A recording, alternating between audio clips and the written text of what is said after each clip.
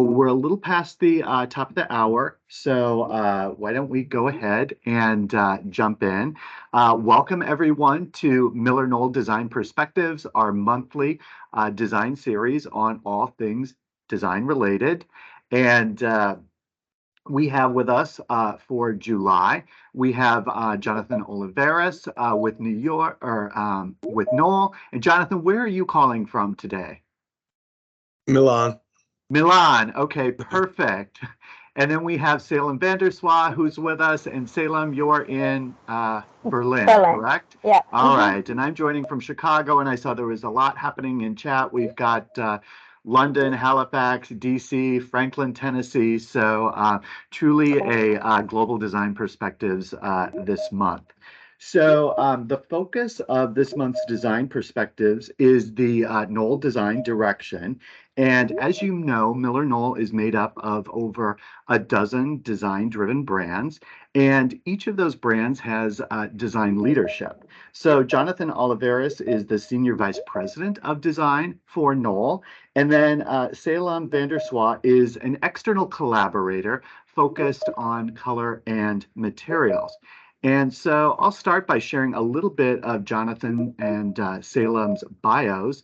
So Jonathan was born in Boston and is a graduate from Pratt University. In 2006, he established his own industrial design practice and has collaborated with groups such as Quadrat, Vitra, Knoll, individuals such as Jasper Morrison, and Jonathan's work is included in the permanent design collections of the Art Institute of Chicago, the Los Angeles County Art Museum, and the Vitra Design Museum. And as I said, Jonathan today is the Senior Vice President of Design for Knoll. Salem Swaagh is a material and color expert currently based in New York, and is a graduate of Rhode Island School of Design and Academy Eindhoven. She has also worked with Vitra and Quadrat, and previously based in Berlin, Germany, where she's dialing in from today. She has worked in the field of ecological textile design and coloring for both products and interiors. So we have two terrific guests today, and I'm going to turn it over to them. And I would ask the audience to use the chat field to put any questions in, and we'll have Q&A at the end of the session. Evelyn and I will watch the chat field, and we will give the questions to Jonathan and Salem to answer. So without further ado, Jonathan and Salem, over to you. Thank you, Alan. Happy to be here. It's always a little abstract looking at a computer screen in a hotel room, but here we are. Salem and I, we've been working together for the better part of the last year. I've been in the role of design director at Knoll for about a year and 4 months, and Salem and I were probably 11 months into our work, kind of remastering Knoll's colors, materials, finishes, and then thinking about those things as we move into like showrooms, products. My side has been a lot to do with just overall strategy. And I think I took a little bit of time, few months when I first started to really intake what is the brand, right? Meeting with legacy salespeople, meeting with legacy clients, like the clients and A&D community, and really walked away with an exciting sense that Knoll, historically and today, is an A&D focused company. Florence Knoll is largely credited with having pioneered the field of interior design, and the brand was and still is in many ways developed as a tool for interior design. And so we've started to kind of go through, remaster what the brand is like post-pandemic. Of course, post-acquisition, that changes things. I think that's one of the most exciting things about working on Knoll after the merger with Herman Miller is the freedom that Knoll has right now to kind of focus on and express its core, right? So rather than you now get to sort of move yourself to the limit of who you are, right? Like before, Knoll maybe had to be many things to many clients, and Herman Miller did too. And now we're in like a super exciting phase, collaborating across brands with leadership on the Herman Miller side to really understand like what is each brand's core focus and core audience and client, and start to kind of divide and conquer and really move toward that audience. So okay, with that being said, I'll jump in to Salem, and I prepared a presentation for you. Salem, do you see this? You're muted. Yes, it looks good. Okay, great. Here we are. Just checking you saw this and like not a picture of my dog. No. Okay, good. So yes, me, Senior Vice President Design, Salem, independent designer that we've engaged to help us with colors and materials. Want to talk first about Knoll's DNA, right? So what is, like, we've taken a year or so to really think about the DNA, the thesis. What is the thesis? Knoll's thesis really starts almost 100 years ago with Eliel Saarinen when he began teaching in North America at the Cranbrook Academy of Art. And there's one sentence from Eliel that I think summarizes Knoll's approach to design perfectly, and also would kind of enable Florence Knoll and others to pioneer the field of interior design. So always design a thing by considering it in its next larger context. A chair in a room in a house in an environment in a city plan. And so, for instance, here you're seeing a room at Cranbrook. And so Eliel will say, when you think about the table, you should think about the room around it, right? So you see how the circular table relates to the circular ceiling, the rectilinear lines on the chairs relate back to those on the curtains. And now here's another room in the building. Again, you see that echo of the circular and the rectilinear. And then you move outside the building into the courtyard. And again, the repetition of circular, rectilinear, and echoes of colors and materials as well, right? There's a lot of kind of beige and gold and beautiful neutrals.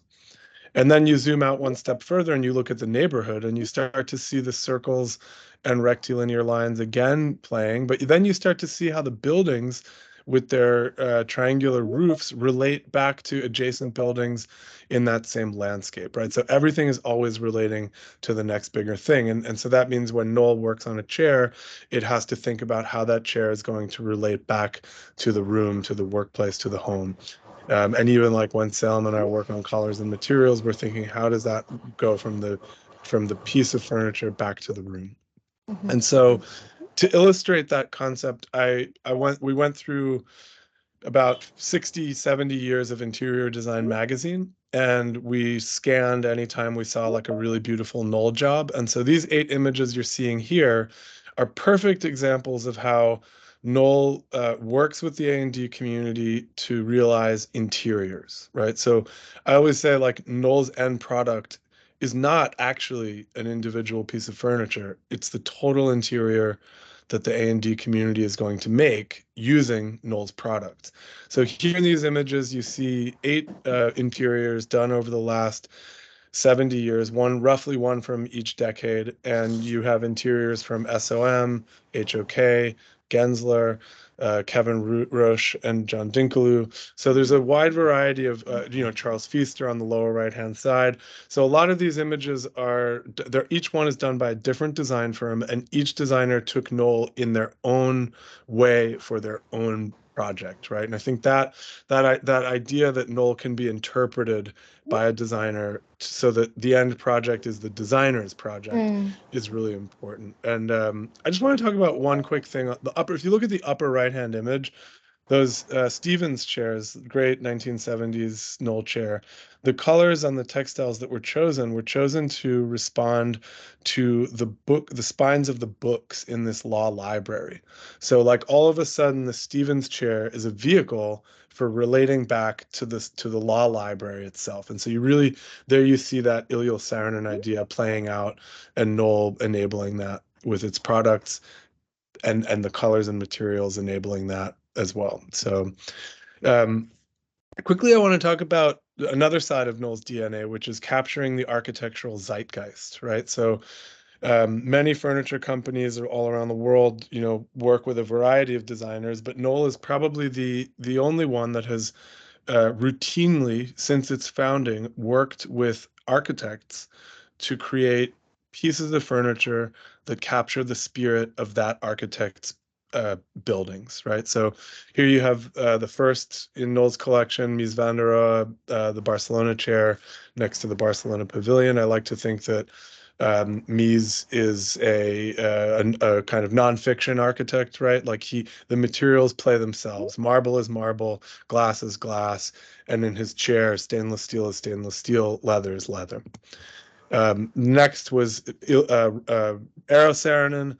Eero is like very inspired by engineering and kind of natural forms and shapes.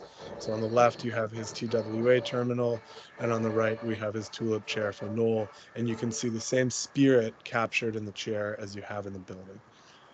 Robert Venturi and Denise Scott Brown, they're like the first wave of postmodernists, really interested in surface and historical references. And so here you see like Victorian themes of symmetry and graphics starting to come into their buildings. Frank Gehry in the early 80s, his kind of obsession with architecture as skin, which is both aesthetic and structural. Then Maya Lin, you see the repetition of a formal vocabulary coming from her buildings to her stone collection. And OMA with, kind of Koolhaas fascination with movement and capturing movement and dynamism in three-dimensional objects. Okay, now I'm gonna hit you with the nerdcore side. This is like the least sexy side of Knoll's work, but it's also the rigorous, systematic side that allows A&D to plan near infinite solutions. This is volume 1 of the Ref Profiles planning book. It's about 570 pages with I had a friend of mine who's a mathematician was over looking at this one day, and he looked through it for about 5 minutes, then took a look at Knoll's colors and materials and said, yeah, you've got about 1 trillion combinations here. So, and I think it's not the A&D community's job to know this book in and out. It's the A&D community's job to come with ideas, and it's Knoll Sales' job to really understand how to translate those ideas into products. And this is the breadth of and rigor that allows Knoll to do that.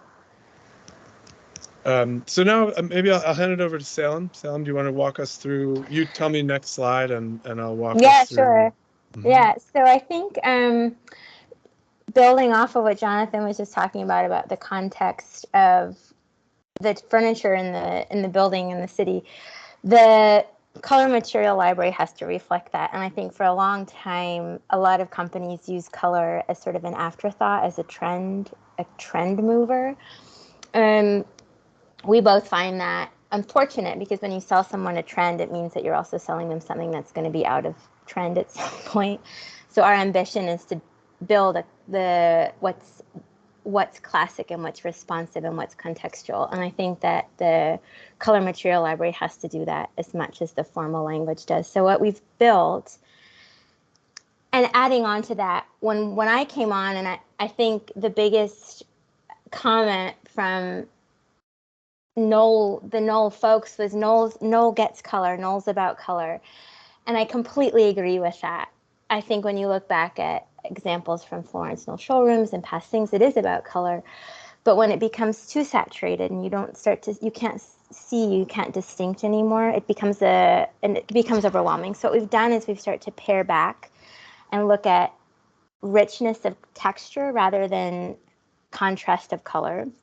So the palettes that you'll see, and you can continue, Jonathan, the palettes that you'll see in these slides show like the depth that one color can have over multiple material expressions. So in this slide, you have a veneer, like a teak stained teak wood, a cork, a haired hide, a leather, a velvet, a woven leather, and they all kind of they express a similar color identity, but because they're all texturally so diverse, it creates a real depth of a color experience. So you don't feel overwhelmed by multiple sensory things going on, but you really get to sit in this space. Same here with the red pulling off the neutral. And what we've also talked a lot about is that spaces are inherently neutral. Architecture is inherently neutral, meaning stone and the colorful whites and the nuanced darks and all those mid-tones, and that you don't need a lot of color to create a colorful space when you've created a neutral environment. So a lot of these are sort of in response to the neutral world that surrounds it. You can keep going.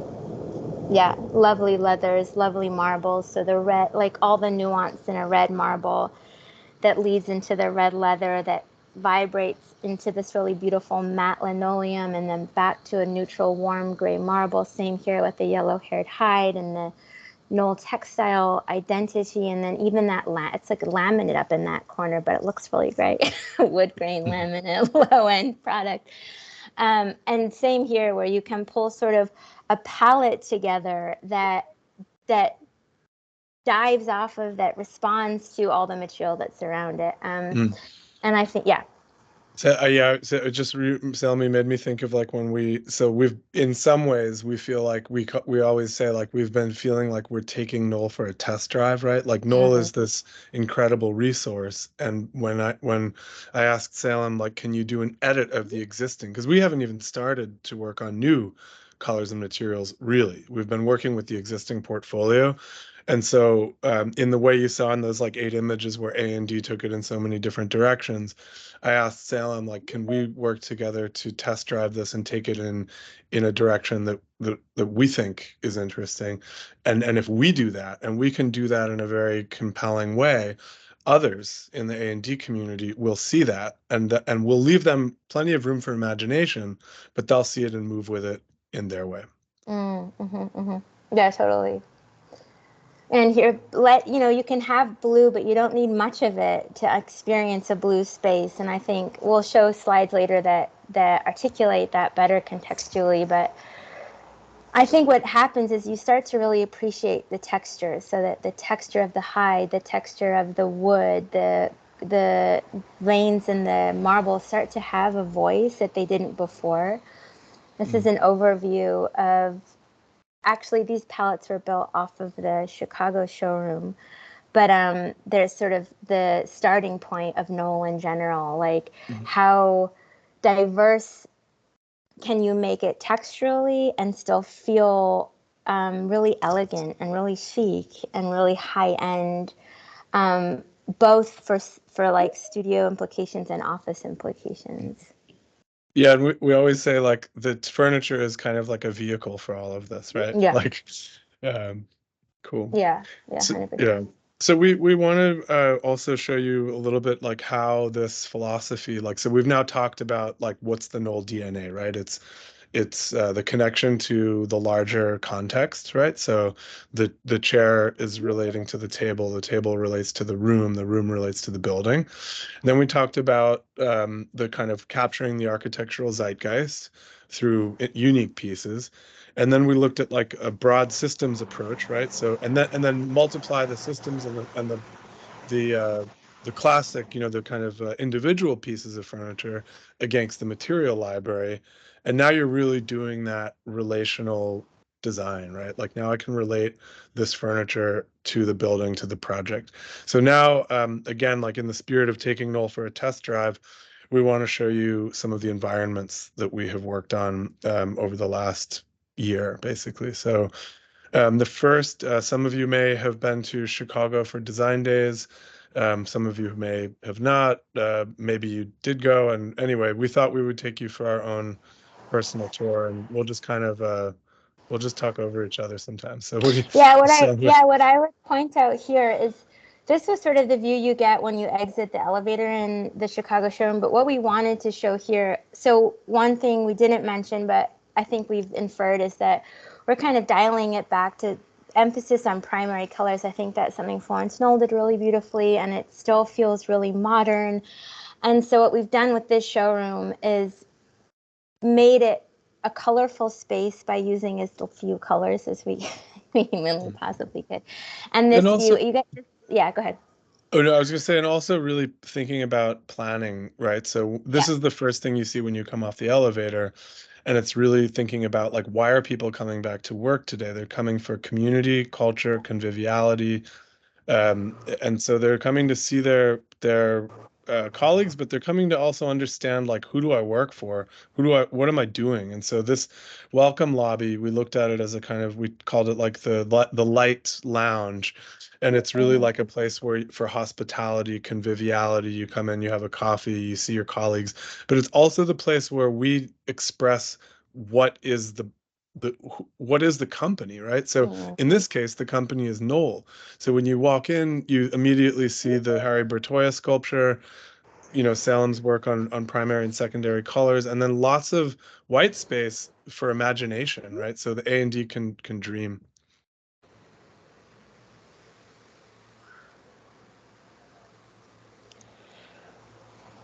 Salem, you want to tell them a Yeah, little well, bit? what I think is really powerful here is that we talked about this earlier before we got on this call, but what I find really powerful in a scene like this is that the chrome and then the metallic, the bronze of the Bertoia, and then the wood of the Mickey sculpture in there, they become a color, they become a material in this really reduced space. And it's not minimal, but it's expressive in texture so that you get a really rich experience, and then you can actually see the forms. I think that was something that we talked a lot about, was giving the furniture space and giving the space to breathe, so that when you come into it, you're relaxed enough to actually remember what you're seeing.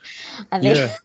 Yeah, totally. And that we always kind of think about, and I've been thinking a lot about like the showroom as a workplace, right? So the Yeah. showroom is not a place where you come to see, every single SKU in the collection. It's a place where Knoll can demonstrate its ability to create a workspace, a Right. workplace.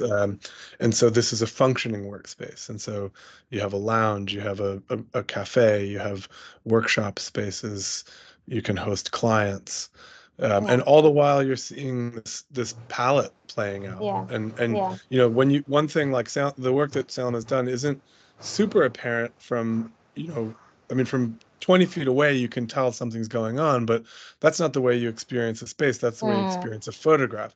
When you sit down on the pieces and you touch them, that's when this world of texture and richness really animates. So Yeah, absolutely. I think too, yeah, I think this scene is not maybe reading well in the photograph as well, but what you get is that we sort of took one color, which is this like ambery, ochery, like natural leather tone. And then we found as many really beautiful materials in the Knoll library as we could. So the caning, the rattan on the MR chair, the velvet on um, the Florence Knoll armchair, the leather on the Florence Knoll sofa, and they all live to that point, they all live in that same color world, but they have really diverse expressions of that color. So it's not boring. It becomes rich. It becomes interesting, and it becomes memorable. Even on the floor was like a paper rug done in the same sort of tone. And then behind it sits another, so you can feel you're in that space, even though it's an open plan. And then behind it sits that blue moment, but it feels separate from it because it's in this other identity. Salem, do you still see my screen? Yeah. Okay, this is very strange. For me, it hid. No, Oh, you're there it good. is. We're Okay, on the good. cafe. Yeah, Okay, yeah, you're great. good. Yeah, and then one thing I would add is like we're also, I mean, of course, now we're introducing some new products and thinking about new products. And so on the far left and in the previous image here, where you see these low Saarinen tables, this is actually an archival re-release of a cocktail height Saarinen table, which is 25.5 inches or 66 centimeters. And so it pairs really well with the kind of lounge seating that we're seeing in kind of hospitality environments in the workplace. This is super. We're excited to show you this. So when I arrived at Knoll before I hired Salem, my first question was like, oh, like, may I see the colors and materials library? Please. and what yeah, and what we discovered was that actually, like, yes, it technically it exists, but you have to go to many product managers to get it, and you're going to get it in 3-inch samples, 8-inch samples, sometimes even like a printed marble on a piece of paper. So what we decided to do, and like one of the first initiatives that I tasked Salem with, was like, let's manufacture a real library for our showrooms so that architects and designers can come into the showroom and workshop. And let's place that material library adjacent to Knoll Textiles.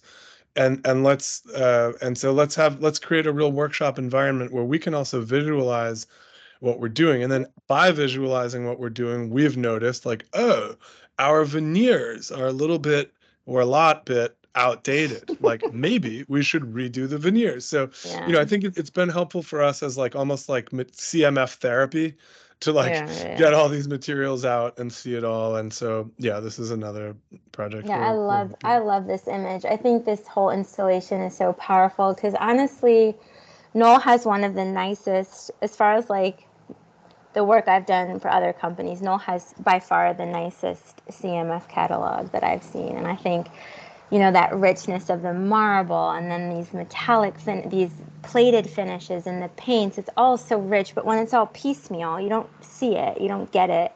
I think this is a really good job about branding a company as a materials company, someone that gets it.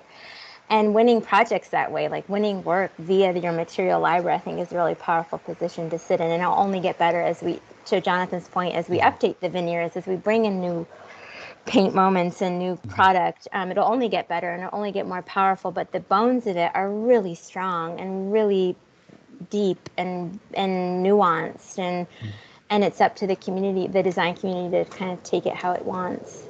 Yeah.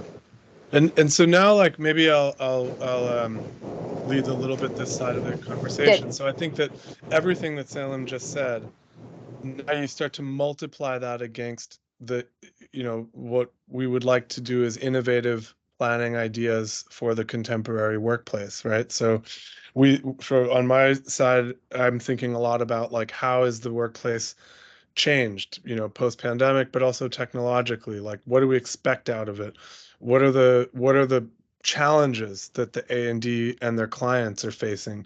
And how do we start to create paradigms that help and actually lead some of those lead the answer on those challenges? So what you're seeing here is 2 photographs of one team room, which is made out of ref and K-bench, and it's blended in a way that had not been done before. And basically what it does is it creates a freestanding team room inside of an open plan, and then creates massing on the outside with storage. So if you're coming in to the office, you can hang your coat, you can stash your suitcase or your bag, and then you have a team room on the inside, which could be anything from hot desking to a bookable Teams room to change out the chairs to more, higher performance chairs. And now you have fixed desking that interacts with the perimeter without the square footage required from a private office.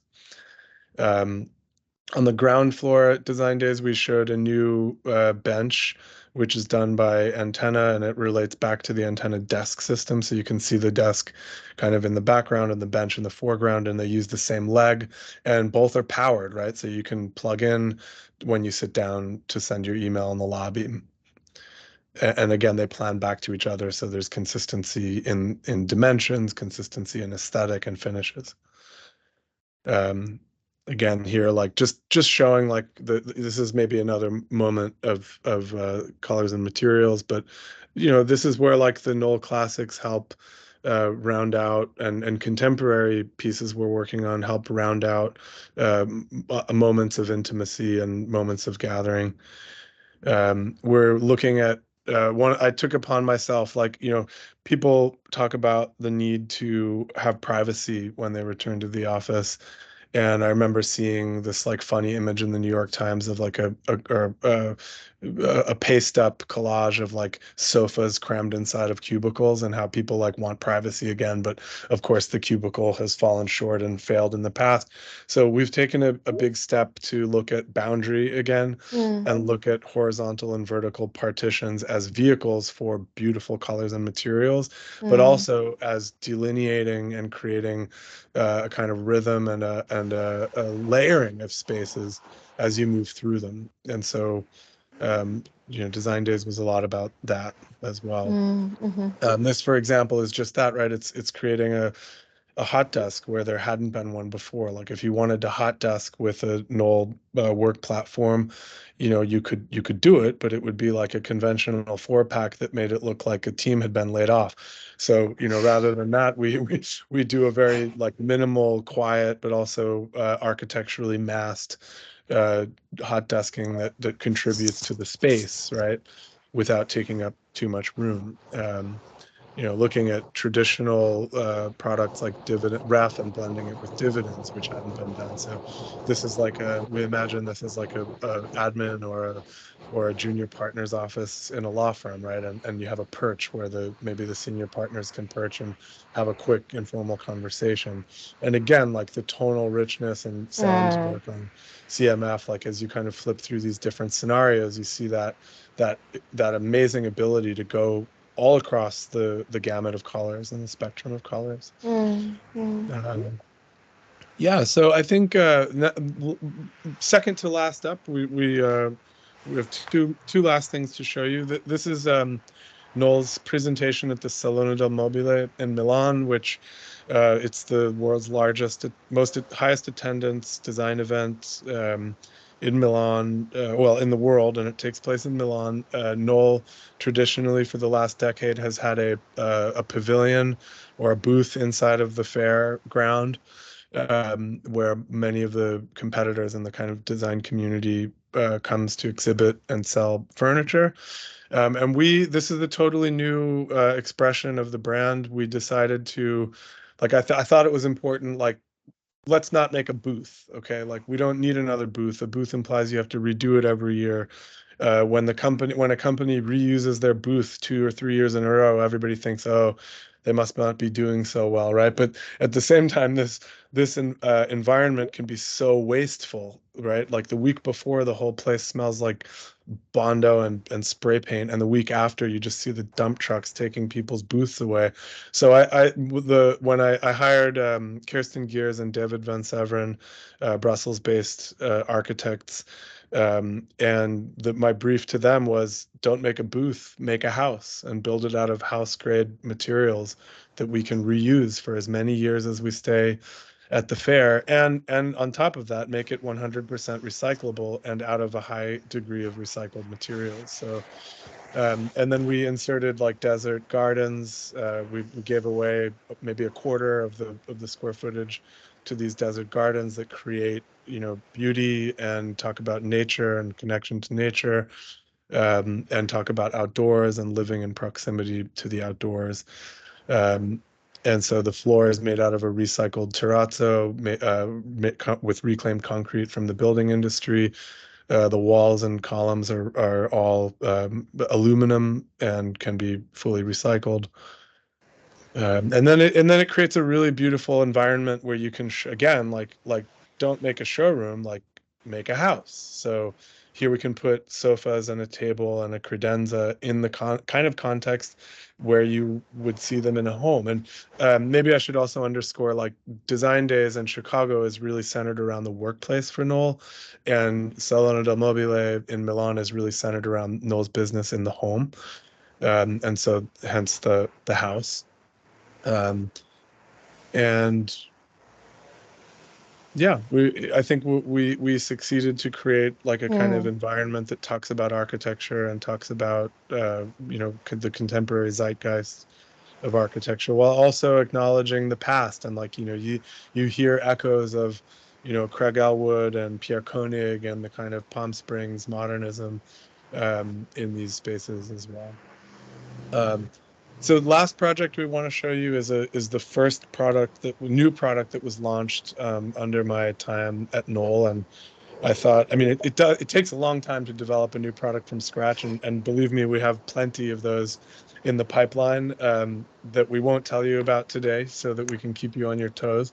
But I felt it was very important that my first product at Knoll be a Florence Knoll piece, and so going through the archives, I found this side kind of a chair and settee, two-seater, which that Florence Knoll did, and it was done in the 50s and then discontinued, like, not so long afterwards.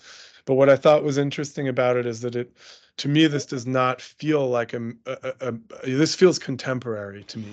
I think that the best pieces of design, like the idea of art and design as being contemporary, like everything has always been contemporary, but the things that last from one era to another have a kind of staying power or relevance.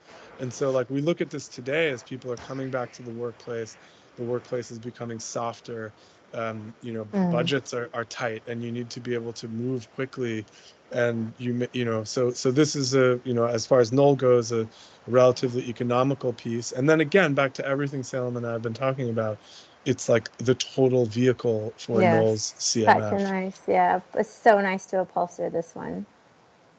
Yeah, tell us about the choices you made. Well, what I think, I mean, when you were flipping through Chicago too, what I think is really amazing is that the old ladies, like the classics, they can start to wear color in a way that the new introductions maybe can't.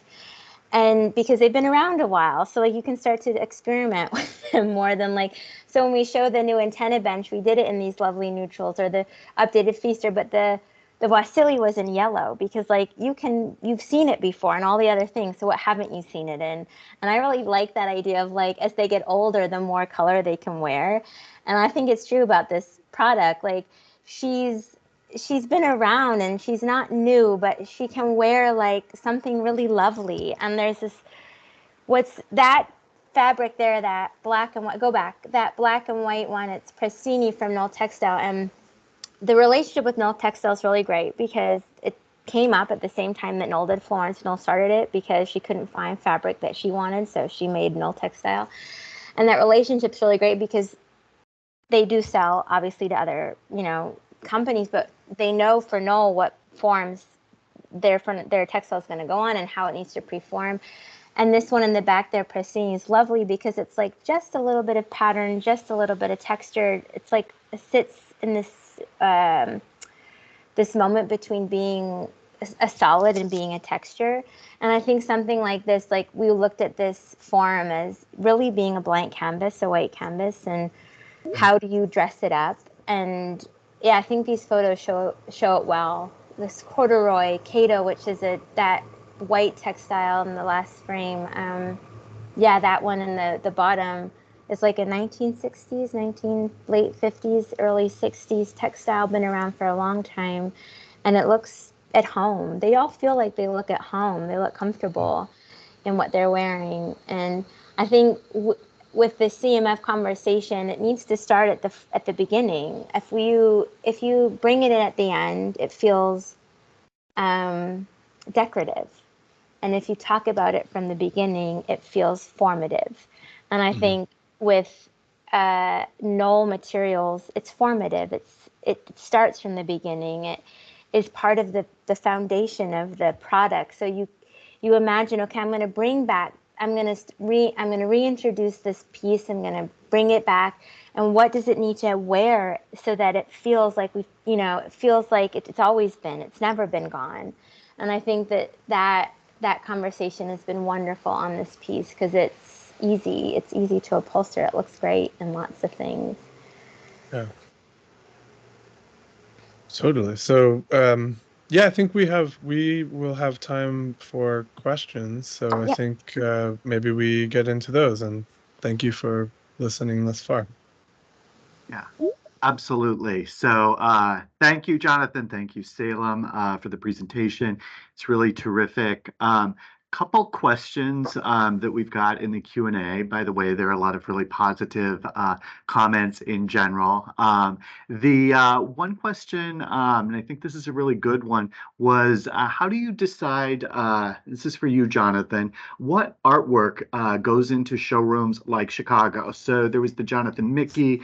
I'm based in Chicago, and there are some beautiful pottery pieces as well. So maybe you can speak to artwork in Knoll showrooms. No, totally. I mean, I didn't kind of, intentionally chose not to get into it in the images because it's quite a subject on its own. So I'm glad somebody asked. But basically, for me, like arriving in New York to take on this Knoll role, I'm lucky enough to work on a floor that has 2 Harry Bertoia pieces on it, and had 3 actually. So the third one went to Chicago, and it's the one you see in the light well at the entrance.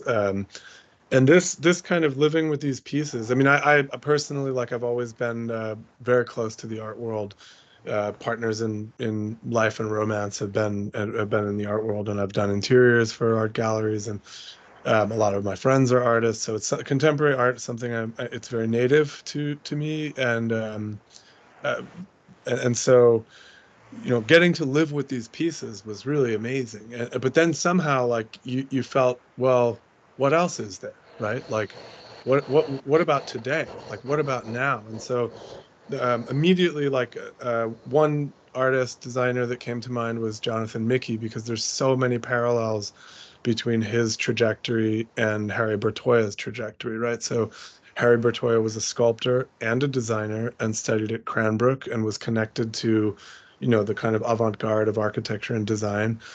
Jonathan Mickey it makes kind of sculptures and furniture, and went to Cranbrook, incidentally under a Knoll scholarship, and then was also connected to the architectural avant-garde and worked for Herzog de Meuron in Basel. And so I've known him for, known his work and known him for maybe 12, 15 years. And so this seemed to me like the perfect opportunity. You know, right when I took on this role, he had a solo show at the Art Institute of Chicago, which I went to see after Design Days, and it just felt like an immediate opportunity to support, you know, a young designer. And so we've commissioned a number of works from him for Knoll interiors, showrooms, you know, the Salone del Mobile, and we're continuing to build a relationship with Jonathan. But then at the same time, like, there's many points of view and many voices. So some of the ceramics you saw at Design Days are from a very diverse pool of ceramic artists. One of them, Josh Cloud, is like in his early 20s, ceramicist in Los Angeles. Another one, Nina Ward de Kreeft, is a kind of older generation ceramicist working out of a little bit northern California, or maybe Santa Barbara area. And so, you know, and we're kind of building this little bit of a, you know, in acknowledgement of the art collection that Florence Knoll built. We're building a similar collection, but one that carries the zeitgeist of today. And also, like, the other thing too is that, like, both in A&D driven, you know, a lot of Knoll, about half of Knoll's business in the workplace is professional services and the like, interiors driven by A&D.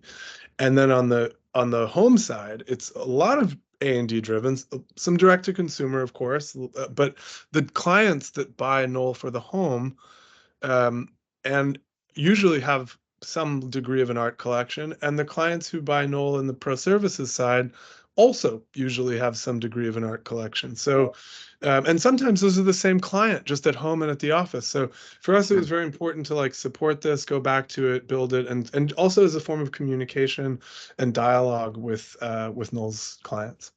Right, right. Yeah, I think that's excellent. You talked earlier, the architecture related to the interiors, related to the furniture, you know, and art and color are simply a part of that. Jonathan, you should know that there were kudos in the chat and hearts when you were talking about Milan and the whole idea of the house and aluminum and something that can be recyclable. So there was no questions there, but certainly commentary.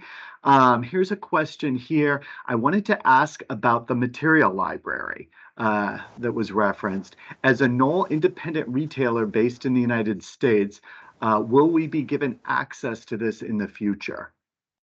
And I don't know if you have the question to I don't know that I have but the answer. I mean, I think, yeah, I mean, we are realizing them for Knoll showrooms one at a time. They're intended to live in Knoll showrooms and not that, it's not that they're samples you walk out with. Like, we invested in this library, and it's a kind of draw for people to come and use the Knoll spaces.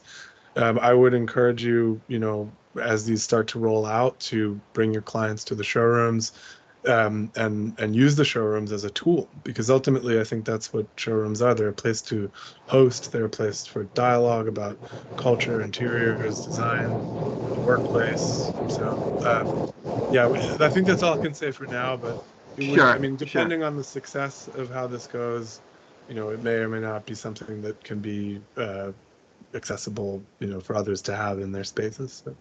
Yeah, that makes sense. One thing I can also share that we're working with the MillerKnoll marketing team on that's very important to this audience is not only the broader MillerKnoll material strategy, but the sampling strategy across all of the brands. We know this audience, on a typical project, works with multiple brands to furnish a space, and how you go about sampling and selecting those is very important. So it's something that's very much in development and on the radar screen.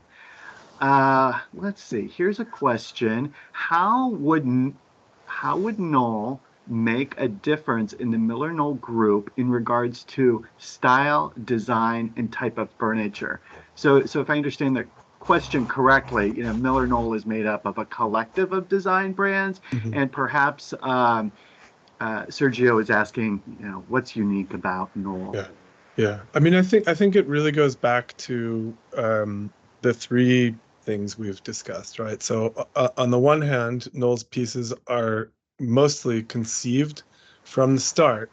Part of their structural identity is that they're conceived to relate to spaces around them. So I like a good analogy is like a Knoll is like getting a tailored suit, or ordering a car from the dealer, like customizing a car you're ordering from the dealer.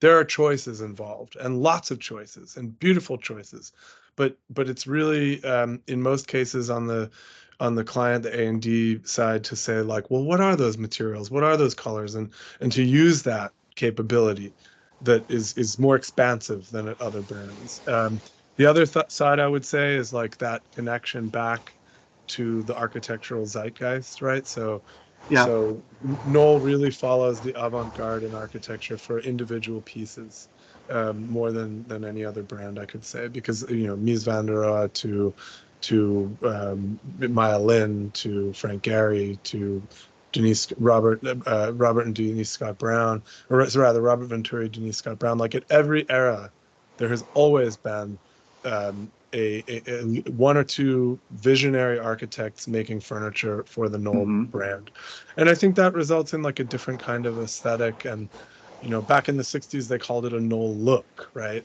I don't actually think I question whether there was ever a Knoll look, as you saw in those 8 images.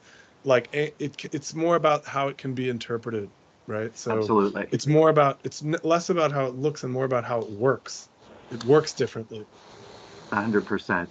100%. And we look to our A&D clients to make that interpretation. So here's a technical question from Los Angeles. The materials are beautiful. Chrome is classic to Knoll, but have there been any considerations to use Chrome 3 or other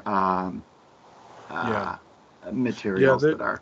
We're working pretty closely with Knoll's MillerKnoll's sustainability team and innovation team. And so I'm in Milan for product development meetings here, and just yesterday this was on the table as a choice. And of course, I think we are working both to find the suppliers and processes, but also to encourage existing suppliers to kind of adapt and then there's many cases where we're just going around that entirely and saying like, well, let's not, like maybe unlike there's some products coming out in the future that have been historically chrome where we're saying, what if they're paint? Yeah. What does that do? Right. Yeah. Yeah, I think too, like if like Van der Hohe or Breuer had been now, of course they would choose the most sustainable option, right? Like I don't think we're being disrespectful to some history as much as we're expanding on what they probably would have done anyway, given the circumstances. Yeah. Excellent. So here's a question for you, Salem, which I love, and it has a few hearts on it here. So but apparently other people love it too. What inspires you to develop a palette? So And hang on, while you're thinking about that, Jonathan, I think, the next question could be for you, just in terms of, Jonathan, where you seek inspiration or what inspires you in your work. But Salem, we'll go back to you in terms of what inspires you to develop a palette. I think color is really subjective, but material isn't. I think material is like the purest form of design that in my field, that when it comes to placing material in a space, that there's very little negotiation around it, right? Marble is marble, metal is metal. I'm not arguing that everything has to be honest, because I don't necessarily agree with that. I think there are moments when paint is appropriate and metallics are appropriate. But as far as a palette is concerned, I think, first of all, you respond to the space, but you also my work responds to a brand. And when I put on the Knoll hat and what Knoll is, what's powerful and what's communicative for Knoll, or whatever context you're in, but for the Knoll brand, I think the material is wildly inspiring. So, and then next to that, you have this whole textile world, which from my background is also like such yummy, like it's so nice to work with. And so not normally, but the idea around what's inspiring for a palette is very much responding to the formal language of a space and the brand identity. And I think there are multiple ways to approach that. I also think I'm inspired by being trend negative. And I think we talked about that at the beginning, but that drive to not to have someone see it and not know where they are and not know what year it is and not know what day of the week it is and just be really, really transported. That's powerfully inspiring to me, that they're not like, oh, I'm here in Scandinavia and in 2023, but that it's like there's something really transformative and transportive about it. I find that really inspiring. Yeah. So yeah, I think that's sort of where it starts, and what the building needs, what the furniture needs, what it's asking of you, and it seems to be in my work a dialogue. I think an ego-less dialogue, a dialogue devoid of ego. And I think that's what I find phenomenally inspiring. Wonderful.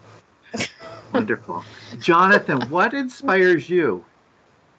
That's an interesting question. I must kind of confess, I don't spend a lot of time looking at design anymore. I personally, I draw inspiration from many other things.